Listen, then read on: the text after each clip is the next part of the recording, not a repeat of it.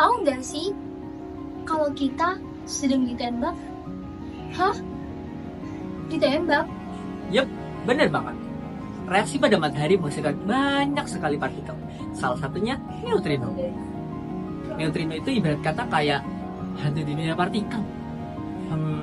Iya, dia itu nggak punya muatan. Masanya sangat kecil. Dan dia tuh nggak peduli sama sekitar.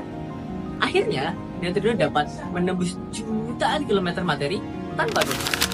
Dalam standar model yang saat ini digunakan oleh para ilmuwan, ada 3 generasi neutrino. Yang pertama ada neutrino elektron, kemudian disusul oleh adiknya yaitu neutrino muon, dan yang terakhir ada neutrino tau.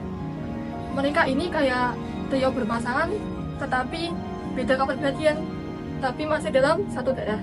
Kok bisa? Ceritanya pada tahun 1930-an, ada fisikawan yang bernama Wolfgang Pauli lagi galau ceritanya. Karena proses peluruan beta, kayak ada energi yang hilang. Dia bilang, guys, kayaknya ada partikel tak kasat mata yang bawa energinya pergi.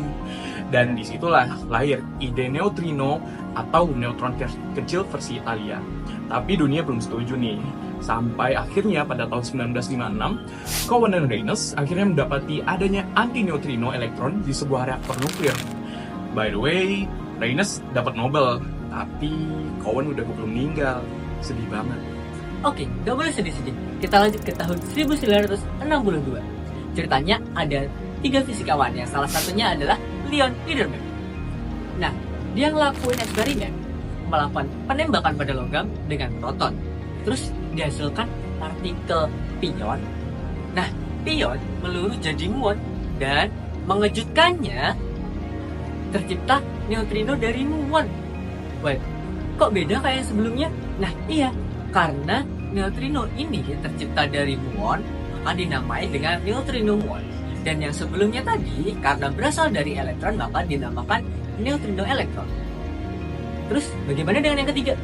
Pada tahun 1975, fisikawan yang bernama Martin Born, bukan yang itu, tapi yang ini. Nah, beliau tuh nemuin partikel elektron yang super berat yang disebut tau. Nah, tau ini dia tuh punya banyak partner misterius, seperti kekasih gelap gitu yang disebut tau neutrino. Nah, tau ini tuh dia susah banget ditangkap, dan baru tahun 2000-an tim dari Fermi Lab pakai eksperimen donat. Iya, namanya beneran donat. Akhirnya buktiin eksistensinya. Dan tahun 2010 eksperimen Opera di Italia beneran ngeliat neutrino muon berubah menjadi neutrino tau. Ini tuh kayak nonton Ultraman lagi berubah wujud. Jadi, sampai saat ini terdapat 3 generasi neutrino.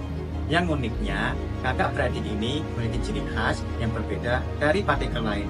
Kayak punya muatan, massa yang sangat kecil, susah berinteraksi, dan kemampuan shape-shifting. Tapi, apa sih yang membedakan kakak beradik ini? Neutrino elektron. Neutrino elektron itu yang paling tua, sering muncul dalam interaksi nuklir biasa, dan sangat erat kaitannya dengan elektron. Neutrino muon, generasi kedua, muncul dalam interaksi partikel muon dan energinya sedikit lebih tinggi daripada kakaknya. Neutrino tau hadir paling baru, eksklusif, karena susah dideteksi dan memiliki energi yang paling besar. Nah, itu dia guys.